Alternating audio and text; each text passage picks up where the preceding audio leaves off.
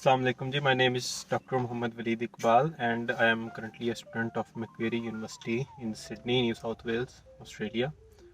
तो the main purpose I am making this video is कि जब से मैं ऑस्ट्रेलिया आया हूँ बहुत सारे लोग, बहुत सारे दोस्त और बहुत सारे जानने वाले क्वेश्चंस करते हैं कि क्या प्रोसीजर है ऑस्ट्रेलिया आने का, कैसे गए, कैसे अप्लाई किया, यूनिवर्सिटी कैसे चूज़ की, वीज़ा कैसे अप्लाई किया। तो मेरी थिंकिंग इसके पीछे ये थी कि चलें एक वीडियो बना दी जाए जिसमें मैं ब्रीफली चीज़ों को डिस्क्राइब कर देता हूँ और फिर उसके बाद हर स्टूडेंट का चूँकि अपना सिनेरियो होता है, अपनी उसकी कंडीशंस होती हैं, उसके अकॉर्डिंगली वो फिर उसका जो केस होता है वो लेके चलता है। तो मैं आपको ब्रीफली डिस्क्राइब कर देता हूँ कि जनरल बातें हैं वो बता देता हूँ, फिर जो भी चीज़ डिटेल में आप पूछना चाहेंगे उस पर हम फिर एक अलग से वीडियो बनाई जा सकती है। ठीक है, तो देखें जो ऑस्ट्रेलिया में जो भी स्टूडेंट्स आते हैं ना, मेनली जो आते हैं वो दो तरह के स्टूडेंट्स होते हैं जो आते हैं।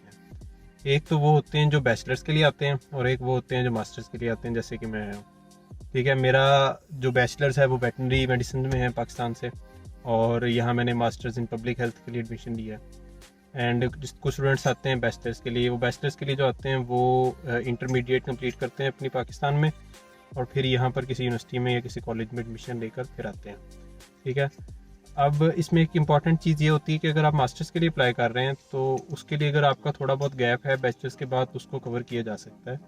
लेकिन अगर आप बैचलर्स के लिए अप्लाई कर रहे हैं और आपका उसमें गैप है तो उसको कवर करना थोड़ा सा मुश्किल होता है, लेकिन किया जा सकता है। लेकिन अगर ना हो तो अच्छी बात है। ठीक है, और फिर जी आपने ऑस्ट्रेलिया के लिए आना है तो इसके लिए क्या स्टेप्स हैं। स्टूडेंट वीज़ा के लिए सब क्लास 500 जो वीज़ा है उसको कैसे हासिल किया जा सकता है और क्या स्टेप्स है वो मैं आपको बताता हूँ। सबसे पहला जो स्टेप है वो आपने ये चूज़ करना है कि आप किस प्रोग्राम के लिए जाना चाहते हैं। मतलब आप बैचलर्स कर रहे हैं तो किस प्रोग्राम में बैचलर्स करनी है, मास्टर्स करनी है तो कौन से सब्जेक्ट में, कौन से कोर्स के लिए मास्टर्स के लिए जाना है। ठीक है, फिर उसकी यूनिवर्सिटीज़ आपने चूज़ करनी है। ये सारा काम आप किसी भी कंसल्टेंट के थ्रू भी करवा सकते हैं और ख़ुद भी कर सकते हैं, लेकिन बेहतर यही कि आप कंसल्टेंट के थ्रू ही करवाएं, क्योंकि ऑस्ट्रेलिया की जो मेजॉरिटी यूनिवर्सिटीज़ और कॉलेजेस हैं उन्होंने अब ये शर्त रख दी हुई है कि आप उनमें खुद अप्लाई नहीं कर सकते। तो बेहतर ये है कि आप जिस भी यूनिवर्सिटीज़ को सिलेक्ट कर रहे हैं उसकी यूनिवर्सिटी की वेबसाइट पर जाएं और वेबसाइट्स पे देखें कि आपके कंट्री में, यानी कि जैसे कि पाकिस्तान में, उस यूनिवर्सिटी के, उस कॉलेज के रजिस्टर्ड कंसल्टेंट्स कौन से हैं जो कि आपका केस उस यूनिवर्सिटी के लिए तैयार कर सकते हैं। ठीक है, अच्छा, जब आपने चूज़ कर लिया प्रोग्राम भी और कोर्स भी चूज़ कर लिया तो उसके बाद जो सबसे इंपॉर्टेंट स्टेप है मेजॉरिटी ऑफ ऑस्ट्रेलिया की यूनिवर्सिटीज़ के लिए वो होता है आपका इंग्लिश प्रोफिशिएंसी टेस्ट।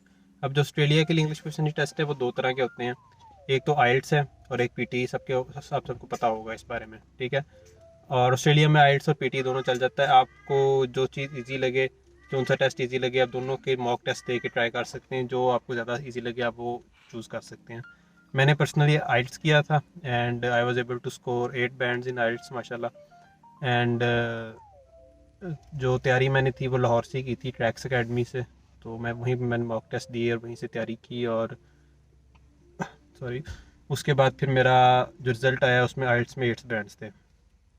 ठीक है, अच्छा, अब आपका आइल्ट्स का रिजल्ट आ गया तो फिर आप यूनिवर्सिटी में अप्लाई करेंगे। अब यूनिवर्सिटी में जब आप अप्लाई करेंगे तो यूनिवर्सिटी आपको पहले भेजेगी कंडीशनल ऑफर लेटर। जो कंडीशनल ऑफर लेटर होता है उसमें यूनिवर्सिटी क्या करती है कि कोई भी तरह की ना कंडीशन लगा सकती है कि कोई भी, अगर आपका डॉक्यूमेंट लेट से कम है, आपकी जीटी कंप्लीट नहीं है, आपके फाइनेंशियल डॉक्यूमेंट्स यूनिवर्सिटी को चाहिए, तो कुछ भी इसी तरह की कंडीशन जो कि यूनिवर्सिटी को चाहिए ना, कंप्लीट चाहिए आपसे, वो कंडीशन मेंशन करके यूनिवर्सिटी आपको कंडीशनल ऑफर लेटर देगी। और उसमें आपको एक कंडीशन ये भी, ठीक है, जीटी चेकलिस्ट आपकी पूरी होनी चाहिए। जीटी चेकलिस्ट पूरी होने से क्या मुराद होता है कि आपकी जनरल टेम्प्रेरी एंट्रेंट की चेकलिस्ट है ना, वो यूनिवर्सिटी की, हर यूनिवर्सिटी का, हर कॉलेज का अपनी उसमें कंडीशंस होती हैं कि वो आपसे फाइनेंशियल डॉक्यूमेंट्स आपके मांग सकते हैं, आपकी जो प्रीवियस एजुकेशन है उसके डॉक्यूमेंट्स मांग सकते हैं, कोई आपने जॉब इंटर्नशिप की हुई है तो उसके डॉक्यूमेंट्स आपसे वो मांग सकते हैं। ठीक है, खैर वो सारे डॉक्यूमेंट्स जब आप यूनिवर्सिटी को प्रोवाइड करेंगे फिर यूनिवर्सिटी आपको देगी अनकंडीशनल ऑफर लेटर। जैसे मेरे केस में था, मेरा जो आइल्ट्स का रिजल्ट था वो बाद में आया था और मैं यूनिवर्सिटी में पहले से अप्लाई कर चुका था।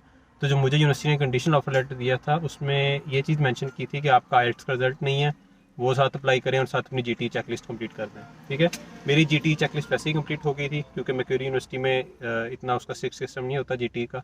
वो आपके जो पहले डॉक्यूमेंट्स होते हैं उन्हीं को वो प्रूव कर लेते हैं अगर आपका केस, आपकी एजुकेशन और आपकी जो पिछली क्वालिफिकेशंस हैं वो आपके कोर्स के साथ मैच कर रही हो। ठीक है, तो मेन मेरी चीज़ थी आइल्ट्स का रिजल्ट। खैर जब मेरा आइल्ट्स का रिजल्ट आया, मैंने आइल्ट्स का जो TRF होता है, आइल्ट्स का रिजल्ट कार्ड होता है, वो अप्लाई किया दोबारा से और उसके कुछ दिन बाद, ऑलमोस्ट 2 वीक्स के बाद, मेरा अनकंडीशनल ऑफर लेटर आ गया। ठीक है, अब जब अनकंडीशनल ऑफर लेटर आपको कॉलेज यूनिवर्सिटी की तरफ से आ जाता है तो उसमें क्या मेंशन होता है, उसमें सारी डिटेल्स आपकी मेंशन होती हैं, जैसे कि आपकी फ़ीस कितनी होगी, अगर आपको कोई स्कॉलरशिप मिला है तो वो कितने % है, आपकी सेमेस्टर की फ़ीस कितनी है, आपकी एनुअल फ़ीस कितनी है, आपने कितने कोर्सेज पढ़ने हैं, क्रेडिट आवर्स कितने हैं, वो हर चीज़ मेंशन होती है। आपने जो फ़ीस पे करनी है उसका तरीक़ेकार क्या है, और अगर आप कॉलेज यूनिवर्सिटी के थ्रू अगर अपना मेडिकल इंश्योरेंस ले रहे हैं तो उसकी क्या डिटेल्स होंगी। अगर आप खुद लेना चाहें तो खुद भी ले सकते हैं, वो आपके ऊपर है। ठीक है, जब आपका अनकंडीशनल ऑफर लेटर आ गया तो उसके बाद आप अप्लाई करते हो, अप्लाई नहीं करते सॉरी, आप फिर उसके बाद प्रोसीजर शुरू करते हो अपनी यूनिवर्सिटी या कॉलेज की फ़ीस पेमेंट करने का। ठीक है, फ़ीस जो है आप किसी भी बैंक से जाके पे कर सकते हैं, लेकिन बेहतर ये है कि आप किसी ऐसे बैंक में जाएं जहाँ पे आपका कोई ना कोई जाने वाला हो, क्योंकि वो आपको प्रोसीजर अच्छे से गाइड कर देगा।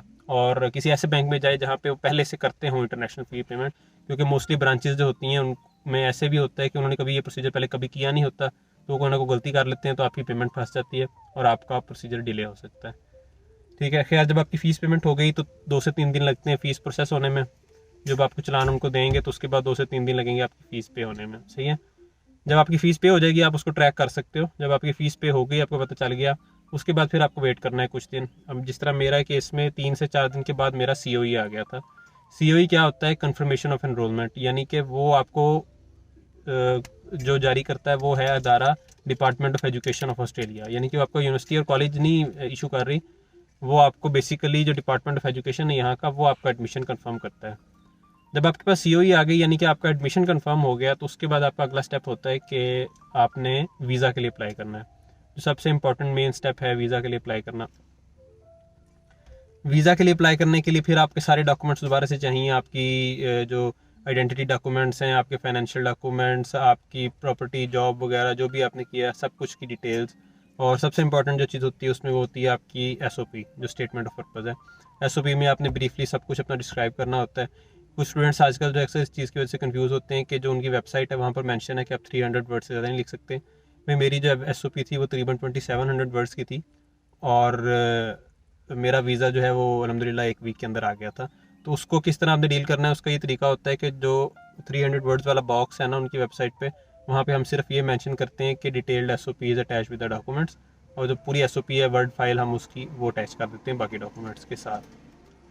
खैर SOP आपने लिख ली, वो वीज़ा के साथ अटैच कर दी, अपने कंसल्टेंट के थ्रू आप कर रहे हैं तो उसको आप सारे डॉक्यूमेंट्स देंगे, अपने जो आपकी कॉपीज़ हैं सारी ID कार्ड की, और मतलब जितने भी आपके डॉक्यूमेंट्स की कॉपीज़ हैं, आपकी FRC है और आपकी मेडिकल के सर्टिफिकेट, सब कुछ आपका वो पोलियो वैक्सीन का सर्टिफिकेट होता है वो, और हर चीज़ ये जो है ना आपके फाइनेंशियल डॉक्यूमेंट्स, तो सब की एक एक कॉपी जो है, आपके पासपोर्ट, उसकी कॉपी आपने नोटरी पब्लिक करवा के अपने कंसल्टेंट को देनी है, वो वीज़ा अप्लाई कर देगा।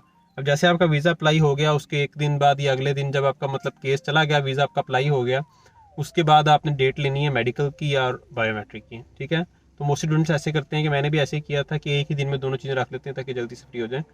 मुझे याद है फ्राइडे वाले दिन था मेरा मेडिकल भी और बायोमेट्रिक भी। तो जब मेडिकल और बायोमेट्रिक हो गया तो आप उसको अपनी वेबसाइट पे, जो आपका इमिग्रेशन अकाउंट पे आपका बनेगा, इमिग्रेशन अकाउंट पे आपका वेबसाइट बनेगी, उसके ऊपर आप देख सकते हो अपना स्टेटस कि आपका मेडिकल बायोमेट्रिक अपडेट हुआ है नहीं हुआ है। जब अपडेट हो गया, आपका वीज़ा स्टेटस जो है फर्दर असेसमेंट में चला गया, उसके बाद फिर आजकल जिस तरह है कि वीज़ाज़ ज़्यादा डिले नहीं हो रहे। ठीक है, तो फिर आपका उम्मीद कर सकते हैं आपका जल्दी जो है इंशाल्लाह वीज़ा आ जाएगा, अगर आपके डॉक्यूमेंट्स ठीक हैं तो। और बाकी अपने अगर आप डॉक्यूमेंट्स ठीक रखेंगे, कोई 2 नंबरी नहीं करेंगे, सब कुछ ओरिजिनल रखेंगे, बैंक स्टेटमेंट आपकी ठीक होगी, फाइनेंशियल डॉक्यूमेंट्स पूरे होंगे, तो कोई वजह इस वक्त ऐसे हालात लगते नहीं कि आपका वीज़ा रिजेक्ट होना चाहिए। तो जी ये हैं जी, और बाकी अगर आपको कुछ भी डिटेल्स चाहिए तो आप पूछ सकते हैं। कोशिश करूँगा कि उसके ऊपर फिर वीडियो बना के आप लोगों को गाइड कर दें। बाकी सिडनी में अभी ठीक है, हालात ठीक चल रहे हैं, आपको जॉब्स वगैरह भी मिल जाएंगी, अकोमोडेशन का भी इतना मसला नहीं है। कुछ स्टूडेंट्स मोस्टली जो हैं वो इधर आके परेशान होते हैं, तो मेरा उनको ये मशवरा है कि आप वहाँ से अकोमोडेशन ढूंढ के आएँ, अकोमोडेशन मिल जाती है। थोड़ा सा आपको मुश्किल होना पड़ता है ढूंढते हुए, लेकिन बेहतर ये है कि आप घर से बैठे बैठे मुश्किल हो लें, बजाय इसके कि आप यहाँ आके परेशान हो। बहुत सारे ऑनलाइन जो है ऐसे प्लेटफॉर्म्स हैं जहाँ पे अपनी अकोमोडेशन का आप इंतज़ाम करके आ सकते हैं। तो बाकी जो भी होगा वो आप पूछ सकते हैं, इंशाल्लाह आपकी हेल्प करते रहेंगे। टेक केयर, खुदा हाफिज़।